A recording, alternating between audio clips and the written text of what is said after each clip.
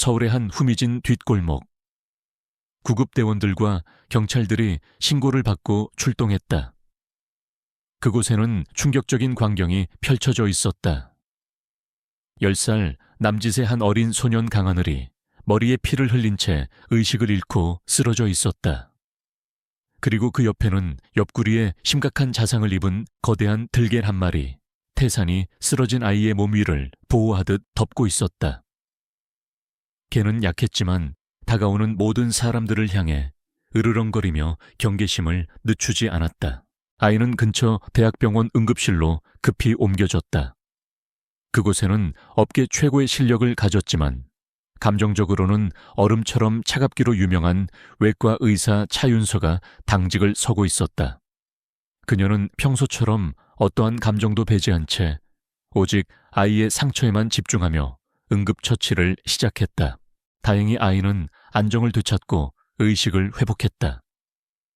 윤서와 경찰관이 아이에게 무슨 일이 있었는지 묻기 위해 다가갔다. 하지만 아이는 공포에 질린 눈으로 침묵할 뿐이었다. 경찰관이 짜증을 내며 아이를 다그치려던 순간 윤서는 자신도 모르게 그를 제지했다. 그녀는 경찰관을 밖에서 기다리게 했다. 그녀는 좀처럼 보이지 않던 부드러운 모습으로 아이에게 다가갔다. 꼬마야, 내 이름이 뭐니? 어디서 다쳤어? 아이는 여전히 자신에 대해서는 말하지 않았다. 대신 아이의 첫 번째 걱정은 함께 있던 개를 향해 있었다. 아이는 절박한 눈으로 그녀를 올려다보며 마침내 입을 열었다. 쉰 속삭임이었다. 아줌마, 의사 선생님이세요. 윤서가 고개를 끄덕였다. 그리고 아이는 그곳에 있던 모두를 눈물 짓게 만든 바로 그 말을 했다. 그러면 저 말고 저 개부터 구해주시면 안 돼요. 걔는 저를 구하려다 다쳤어요. 자신 역시 심각한 부상을 입은 어린아이가 자신보다 자신을 지켜준 한 마리 동물을 먼저 구해달라고 애원하고 있었다. 얼음 여왕이라 불리던 외과 의사 차윤서의 굳게 닫혔던 마음의 벽이 그 순수한 희생의 말 한마디에 무너져 내렸다. 그녀와 곁에 있던 간호사의 눈에 뜨거운 눈물이 차올랐다. 윤서는 몇 년 만에 처음으로 감정이 담긴 떨리는 목소리로 약속했다. 알았다. 너도 그리고 네 친구도 내가 반드시 둘 다 구해줄게. 약속한다. 그녀는 동물관리소에 전화를 걸어 자신의 신분을 밝히고 아이와 함께 발견된 사나운 들개를 자신이 비용을 모두 지불할 테니 자신의 병원과 연계된 동물의료센터로 즉시 이송하여 응급치료를 하라고 강력하게 요구했다. 그녀는 작고 용감한 아이를 내려다보았다. 그녀는 이 아이가 단순히 또 한 명의 환자가 아니라는 것을 깨달았다. 이 아이와 그의 충직한 개는 방금 그녀를 거대한 미스터리의 한가운데로 끌어들였다. 그녀의 조용하고 질서정연했던 삶은 이제 막 산산조각이 난 것이다. 착, 찬, 로이, 토이 세티앱 투츠, 차우추엔 포이추옹 투, 못 로이, 후아 주어지 주아라. 드럭못 콘, 갓구아 롱트락 앙코, 드타이 조이 까못 구억 조이. 조이 보이 박시 차윤세요.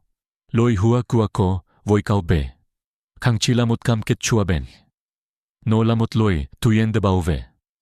벤 비엔 란 레오노이, 코치빗 젠콩, viết gio dài, jantrotha, một nỗi truancho, hay xin men hajang. Chay trong khôi một môi, ang gây hiểm vô hin. Nu hoang bang gia, qua phong pao tuat gio dài, jantrotha, một ngôi bao về bát jagti. Và cô sắp phải joy mat voin hang, đào hiu giao tiên cho thay kết thua.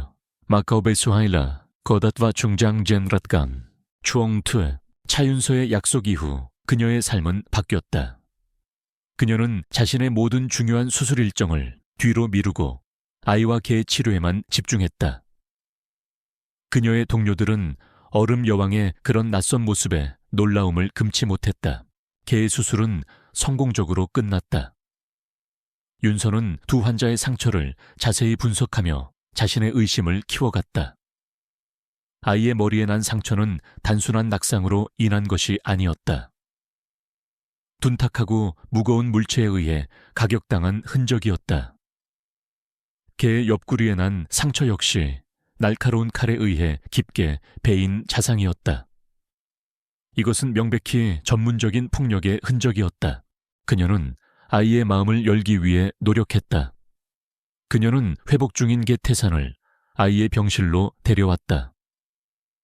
자신의 충직한 보호자의 존재에 하준이는 마침내 아주 조금씩 반응하기 시작했다. 아이는 병원 음식을 거부했다. 오직 윤서가 직접 가져다주는 음식만을 믿고 먹었다. 그리고 아이는 밤마다 악몽을 꾸며 주사라는 알 수 없는 단어를 잠꼬대로 외쳤다. 윤서는 아이의 트라우마가 특정한 그리고 아마도 의학적인 무언가와 연결되어 있다는 것을 직감했다. 한편 그 시각 한 고아원의 원장실. 조민준 원장은 경찰 내부의 정보원으로부터 자신이 놓쳤던 자산인 강하늘이 살아남아 한 대학병원의 유명한 의사의 보호 아래 있다는 보고를 받고 있었다. 그는 분노했다. 하늘이는 자신의 불법적인 아동 인신매매 및 장기 밀매 사업의 모든 것을 목격한 유일한 증인이었다. 그는 아이가 입을 열게 둘 수 없었다. 그는 상황을 파악하기 위해 자신의 부하 한 명을 다른 기관의 사회복지사로 위장시켜 병원으로 보냈다. 가짜 사회복지사가 하준이의 병실에 도착했을 때 윤서가 그곳에 있었다. 그녀는 즉시 남자를 의심했다. 남자의 질문들은 아이의 안위가 아닌 아이가 무엇을 기억하는지에 더 관심이 있는 듯했다.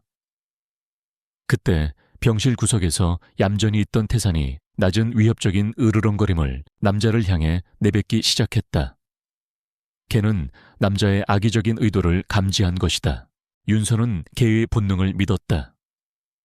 그녀의 태도가 얼음처럼 차갑게 변했다. 그녀는 남자가 대답할 수 없는 서류에 대한 구체적인 질문들을 날카롭게 던지기 시작했다. 자신의 위장이 발각된 것을 깨달은 남자는 아이에게 더 가까이 다가가려 했다. 하지만 윤서가 그의 앞을 단호하게 막아섰다. 내 환자에게서 당장 떨어지시오. 팽팽한 대치, 의사와 아이 그리고 개가 한편에, 그리고 악당의 요원이 다른 한편에. 윤서는 이제 아이가 두려워하던 나쁜 사람들이 실제하며 이미 이곳까지 와 있다는 것을 확실히 알게 되었다. 그들을 지켜주겠다는 그녀의 약속은 이제 아주 현실적이고 위험한 전투가 되었다. 가짜 사회복지사가 도망친 후 차윤서의 병원은 요새가 되었다. 그녀는 자신의 모든 권한을 이용하여 강하늘이 있는 병실 주변의 보안을 최고 등급으로 강화했다. 그녀의 개인적인 허가 없이는 아무도 아이에게 접근할 수 없었다. 그녀는 이 의심스러운 사건을 병원장과 경찰에 보고했지만 그들은 어딘가 미온적이고 소극적이었다. 그녀는 자신이 혼자 싸워야 한다는 것을 깨달았다. 그녀는 사립탐정을 고용하여 조민준 원장이 운영하는 그 고아원에 대해 비밀리에 조사하기 시작했다. 탐정의 첫 번째 보고는 충격적이었다. 그 고아원에서는 지난 몇 년간 추적이 불가능한 해외 입양으로 사라진 아이들의 비율이 비정상적으로 높았다. 또한 의심스러운 자금 거래의 흔적도 발견되었다. 한편 첫 번째 시도가 실패로 돌아가고 자신의 부하가 노출되었다는 사실에 조민준 원장은 분노했다. 그는 이 여의사가 자신의 생각보다 더 성가시고 똑똑하다는 것을 알았다. 그는 더 이상 지체할 수 없었다. 그는 그녀가 더 많은 것을 파헤치기 전에 아이와 의사를 모두 제거하기로 결심했다. 그는 더 직접적이고 폭력적인 공격을 지시했다. 병원 응급실에서 그가 고용한 폭력배들이 거대한 난동을 일으켰다. 병원의 모든 보안 인력이 그곳으로 쏠린 사이 전문 킬러 한 명이 하준이가 있는 VVIP 병동으로 조용히 침투했다. 하지만 그곳에는 차윤서와 충견태산이가 그를 기다리고 있었다. 병동의 복도에서 숨막히는 사투가 벌어졌다. 윤서는 싸움꾼은 아니었지만 명석하고 지략가였다.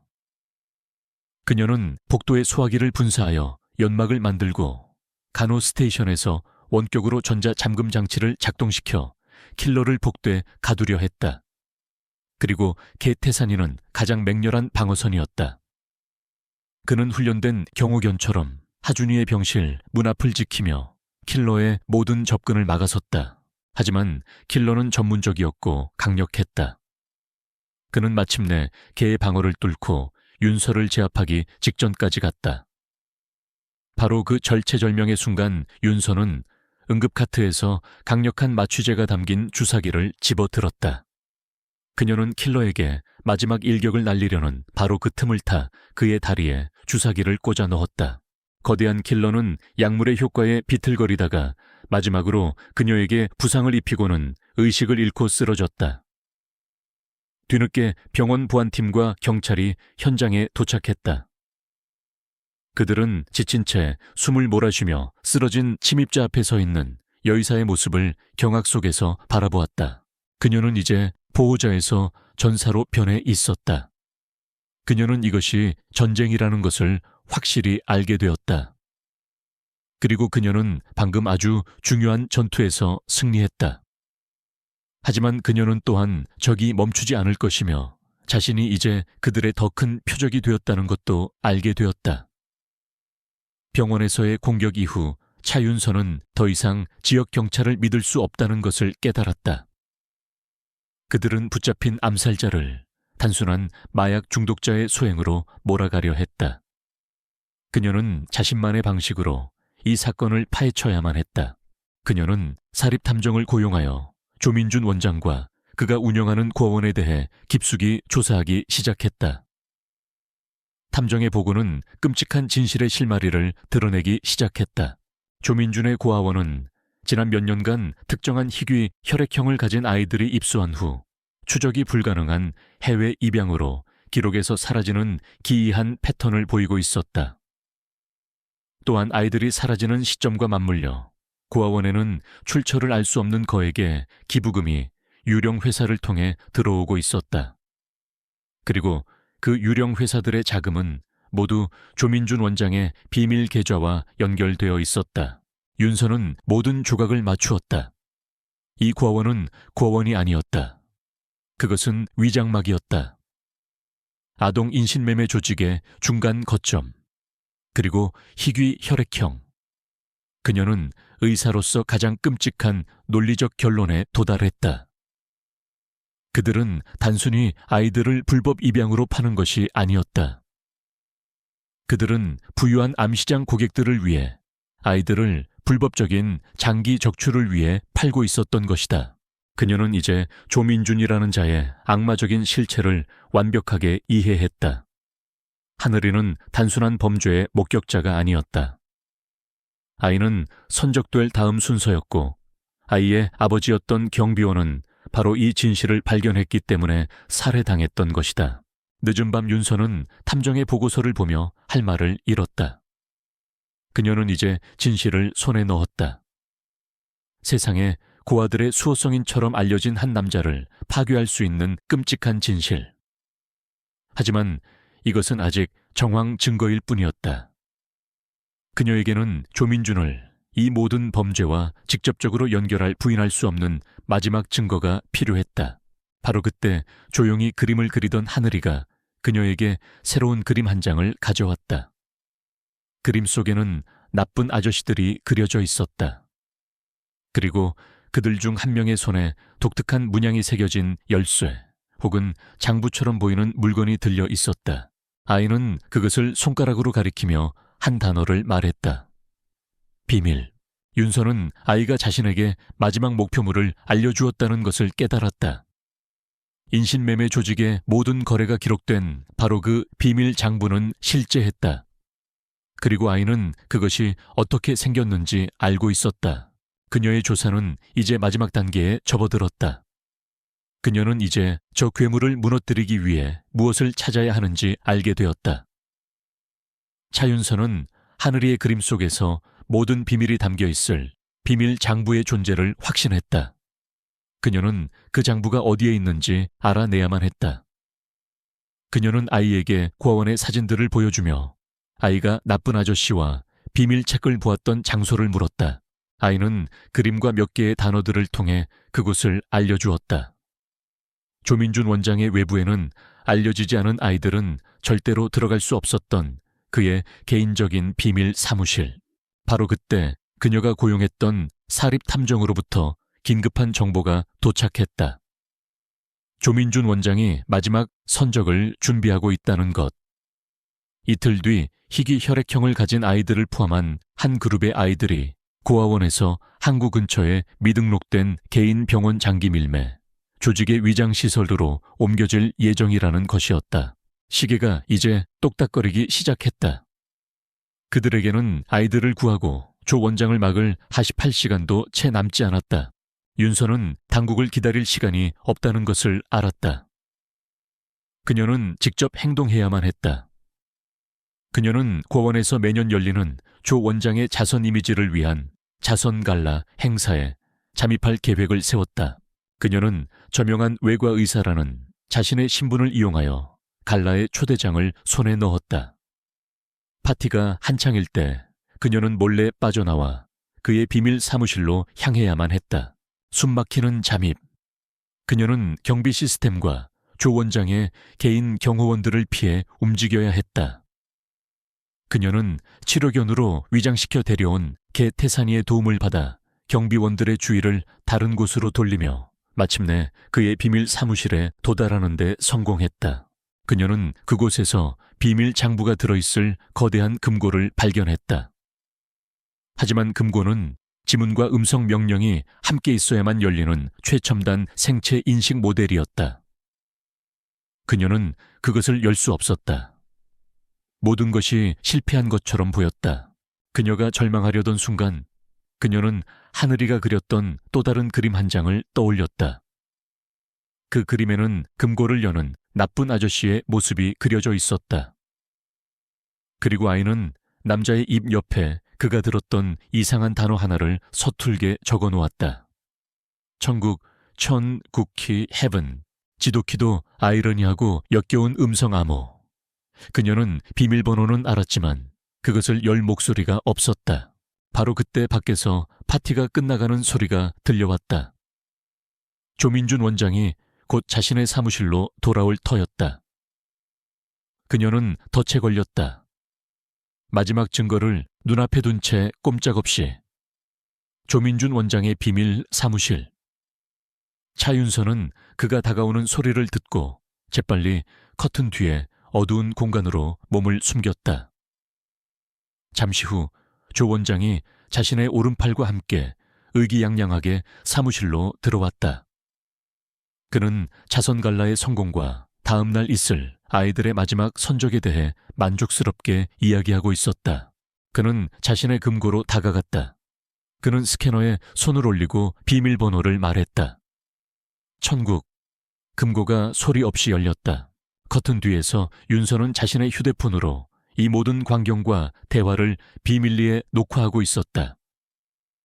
조 원장은 비밀 장부를 꺼내 마지막으로 검토했다.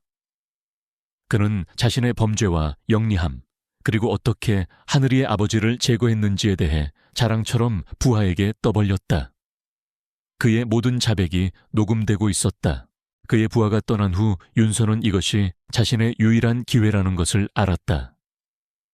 그녀는 그가 저 장부를 가지고 이곳을 떠나게 둘 수 없었다. 그녀는 아주 작은 소음을 내어 그의 주의를 끌었다. 조 원장이 소리가 난 쪽을 돌아보는 바로 그 순간 그녀는 은신처에서 뛰쳐나왔다. 두 사람은 마주섰다. 그는 그녀가 그곳에 있는 것을 보고 경악과 분노에 휩싸였다. 격렬한 몸싸움이 시작되었다. 조 원장은 그녀를 영원히 침묵시키려 했다.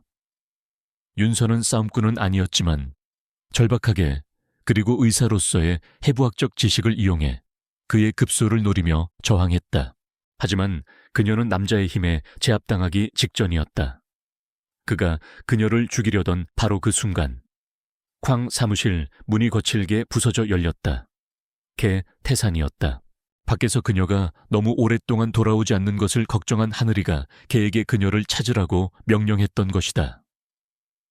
태산이는 자신의 놀라운 후각으로 그녀의 위치를 찾아내고 문을 부수고 들어온 것이었다. 걔는 자신의 새로운 무리의 일원이자 주인을 지키기 위해 맹렬하게 조 원장을 공격했다. 걔의 공격은 윤서에게 결정적인 기회를 만들어 주었다. 그녀는 열려있는 금고에서 비밀 장부를 손에 넣었다. 소란을 듣고 건물의 보안팀이 몰려오고 있었다. 조 원장은 걔에게 제압당해 있었다. 윤서는 문께 서서 모든 범죄의 증거인 장부를 손에 들고 있었다. 그리고 당국이 들이닥치고 있었다. 그녀는 살아남았다. 그녀는 그의 자백과 물리적인 증거를 모두 손에 넣었다. 악당은 자신의 성역 안에서 덫에 걸린 것이다. 그의 몰락은 이제 피할 수 없었다.